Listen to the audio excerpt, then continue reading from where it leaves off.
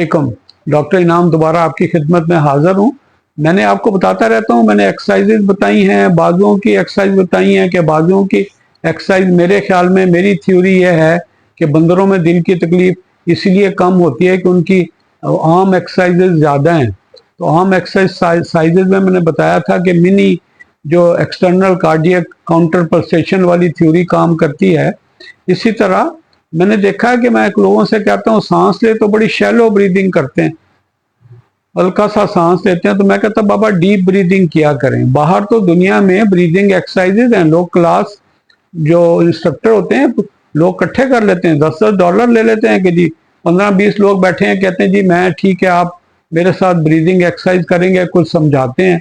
क्योंकि shallow breathing में आपकी हवा, आपकी ऑक्सीजन पूरे फेफड़ों में दाखिल नहीं होती, ऊपर ऊपर रहती है। हम चाहते हैं कि आपके एपिसिस जो लंग की टॉप है और बेसिस जो बिल्कुल पेट के ऊपर पोर्शन है, वहां तक हर कोने खदरे में जो है ना वो उसको पहुंचना चाहिए।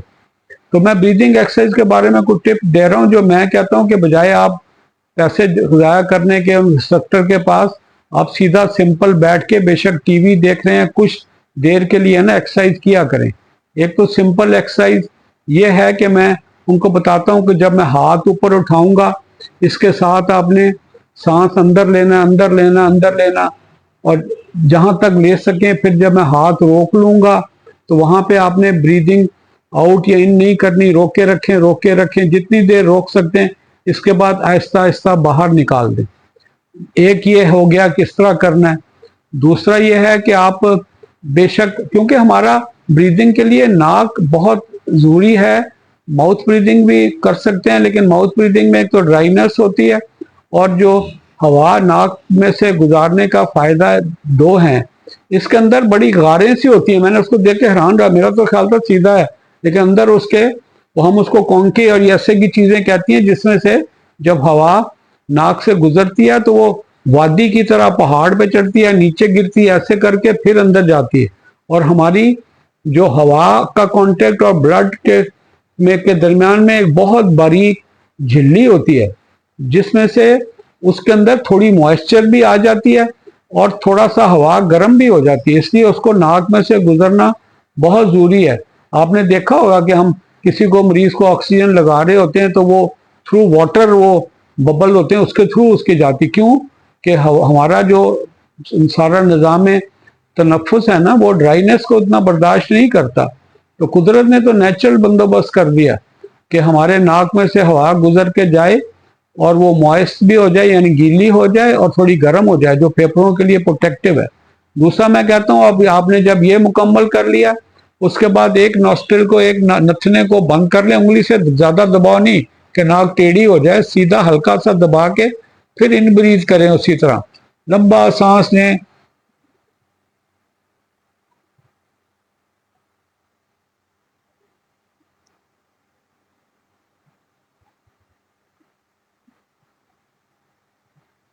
ऐसा सा एक्सहेल कर दें, अंदर भरें और फिर रोकें और फिर जितनी लंबी कर सकते हैं।